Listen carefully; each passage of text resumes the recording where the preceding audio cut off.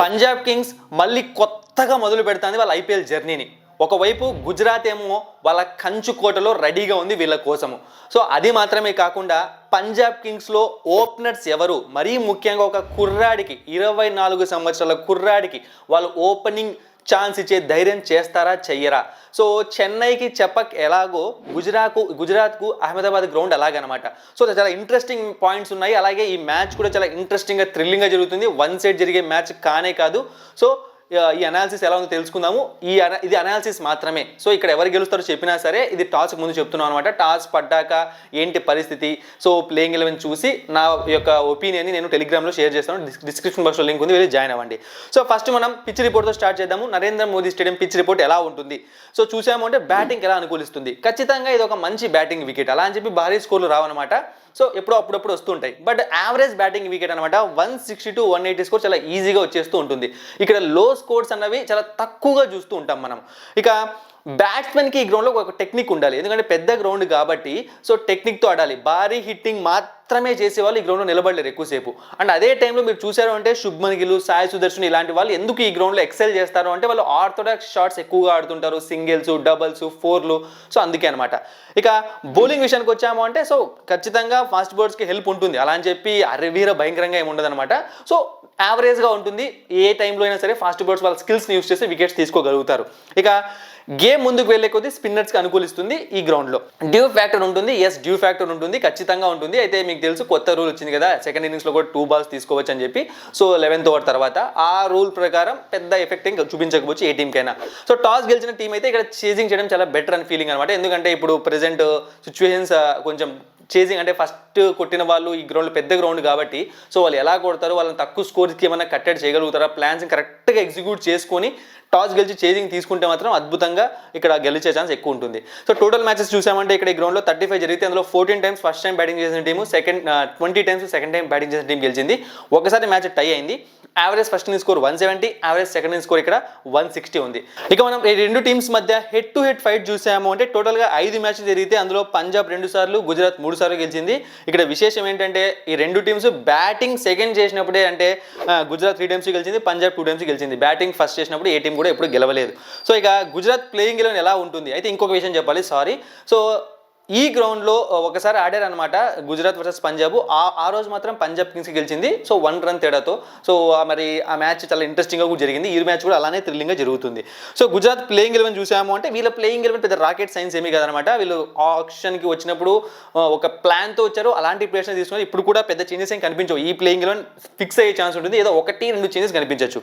So ఒకసారి చూసామంటే Shubman Gill, Jos Buttler openers, Sai Sudharsan, Shahrukh Khan, Glenn Phillips, Rahul Tewatia, Rashid Khan, Washington Sundar, Kagiso Rabada, Mohammed Siraj, Prasidh Krishna.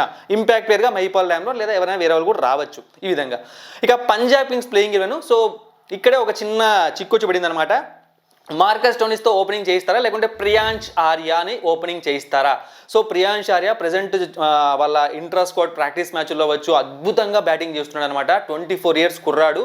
And తనను తీసుకునేది కూడా తను కూడా ఓపెనింగ్ బ్యాట్స్మెన్ బేసిక్గా, డొమెస్టిక్లో ఆడేది కూడా చాలా మంచి ప్లేయర్ అనమాట. సో ఆ ఇండియన్ ప్లేయర్ని ఓపెనింగ్గా పంపిస్తారా లేకుంటే మార్కస్ స్టోనిస్ని పంపిస్తారా? ఒకవేళ ప్రియాంష్ ఆర్య ఓపెనింగ్ పొజిషన్లో వచ్చాడంటే మార్కస్ స్టోనిస్ని ఇంపాక్ట్ ప్లేయర్గా యూస్ చేసుకోవచ్చు, ఎందుకంటే మనోడు ఎలాగో ఆల్రౌండర్ కాబట్టి. సో బ్యాటింగ్ బౌలింగ్ పరంగా కూడా వాళ్ళు యూస్ చేసుకోవచ్చు, ఈ విధంగా ప్లాన్ చేయొచ్చు అనమాట.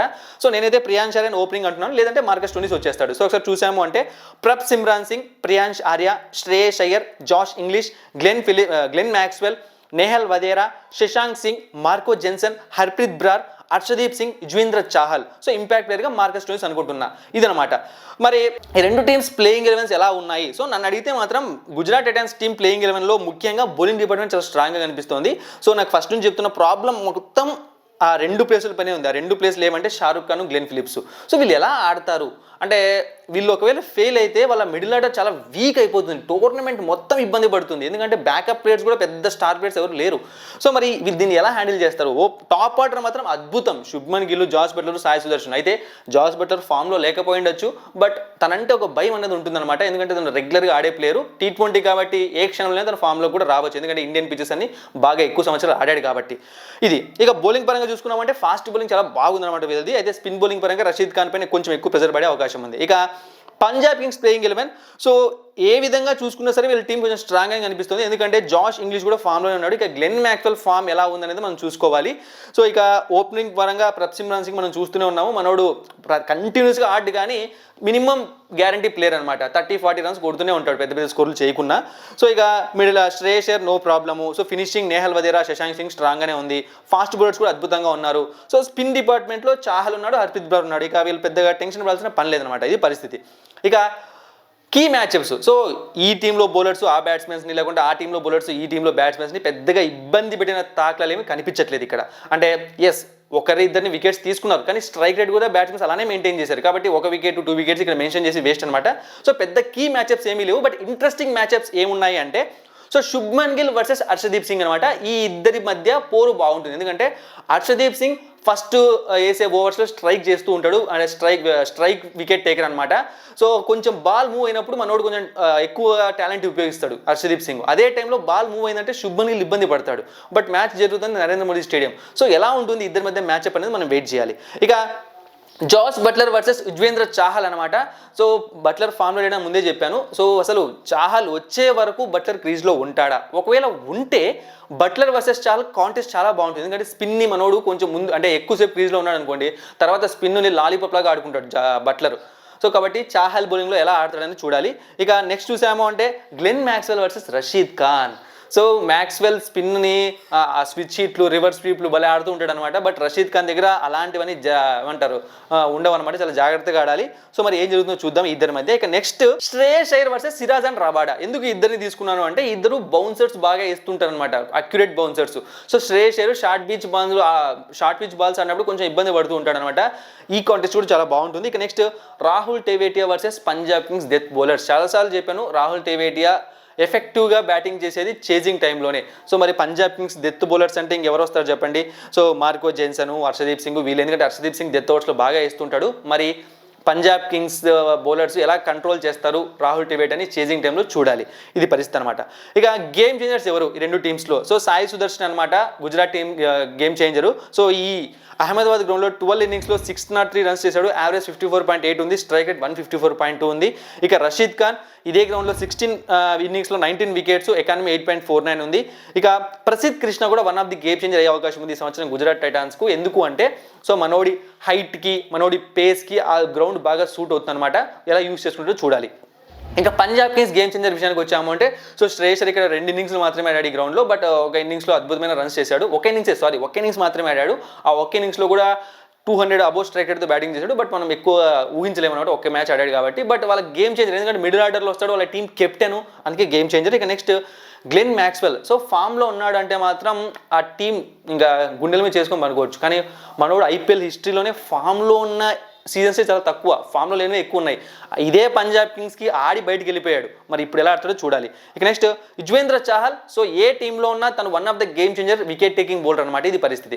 ఇక నెక్స్ట్ మనం చూసామంటే Gujarat Titans X factor player ఎవరు? శుభ్మన్ గిల్ ఆబ్వియస్లీ. ఎందుకంటే మనం సాయి సుదర్శన్ స్టాట్స్ చూసాం కదా, అతనికి 54 సంథింగ్ స్ట్రైక్ రేట్ ఉంది కదా. సో ఇదే గ్రౌండ్లో శుభ్మన్ గిల్కి 64 to 68 స్ట్రైక్ రేట్ ఉందన్నమాట. సో చాలా అందుకే శుభ్మన్ గిల్ కంచుకోట అంటుంటాను అనమాట. సో చాలా అద్భుతమైన ప్లేయరు. అండ్ ఆ టీం ఇప్పటివరకు మనం చూసాము అంటే వాళ్ళు గెలిచిన మ్యాచ్లు చూసాము, వాళ్ళు ఓడిపోయిన మ్యాచ్లు చూసారంటే శుభ్మన్ గిల్ ఫెయిల్ అయిన మ్యాచ్లో వాళ్ళు ఓడిపోయిన మ్యాచ్లు చాలా ఎక్కువ ఉంటాయి. సో అందుకే అతను ఎక్స్ ఫ్యాక్టర్ ప్లేయర్ అనమాట. ఇక నెక్స్ట్ పంజాబ్ కింగ్స్ విషయానికి వచ్చామంటే మార్కస్ స్టోనిస్. సో ఆల్రౌండరు, వాళ్ళు ఇంపాక్ట్ ప్లేయర్గా యూస్ చేసుకోవచ్చు, అవసరమైతే ఓపెనర్గా యూస్ చేసుకోవచ్చు, అవసరమైతే మిడిల్ ఆర్డర్లో కూడా యూస్ చేసుకోవచ్చు. ఇన్ని వేరియేషన్స్ ఉన్న ఒక ప్లేయర్ అనమాట. So Marcus Stoinis X factor player అవుతాడు. తను బౌలింగ్లో బ్యాటింగ్లో బాగా పర్ఫామ్ చేశాడంటే పంజాబ్ కింగ్స్కి అది బాగా ప్లస్ అవుతుంది. ఇది మరి ఈ మ్యాచ్లో ఎవరు గెలుస్తారు? ఫస్ట్ నేను చెప్పాను, ఇది చాలా అంటే చాలా థ్రిల్లింగ్ మ్యాచ్ అనమాట. అంత ఈజీగా విన్నర్ని ప్రెడిక్ట్ చేయలేము అనమాట. సో ఈ మ్యాచ్ 50-50 అనే చెప్తాను నేను. బట్ కొంచెం ఎడ్జ్ నన్ను అడిగితే మాత్రం పంజాబ్ వైపు వెళ్తాను, కొంచెమే, ఏదో అది 1-3% మాత్రమే, బట్ 50-50నే. సో అందుకే ప్లేయింగ్ ఎలెవెన్ ఇంకొకసారి చూసి, మెయిన్ ప్లేయింగ్ ఎలెవెన్ రిలీజ్ అయ్యాక టాస్ చూసి, వెదర్ రిపోర్ట్ అవన్నీ చూసి మనం మెయిన్గా అంటే ఏ పిచ్ పైన ఆడతాను, ఎందుకంటే ఇక్కడ 2 పిచ్లు ఉంటాయి. సో అవన్నీ చూసి నేను టెలిగ్రామ్ ఛానల్లో మెయిన్ ప్రిడిక్షన్ చెప్పడానికి ట్రై చేస్తాను, నా ఒపీనియన్ని. సో వెళ్ళి జాయిన్ అవ్వండి. సో ప్రెజెంట్ అయితే ఈ మ్యాచ్ చాలా థ్రిల్లింగ్గా జరిగే ఛాన్స్ ఉంది. వెయిట్ చేద్దాం మ్యాచ్ ఎలా జరుగుతుందో. Thank you for watching and supporting మీ. మరిన్ని ఇంట్రెస్టింగ్ వీడియోస్ కోసం సబ్స్క్రైబ్ చేయడం మర్చిపోకండి.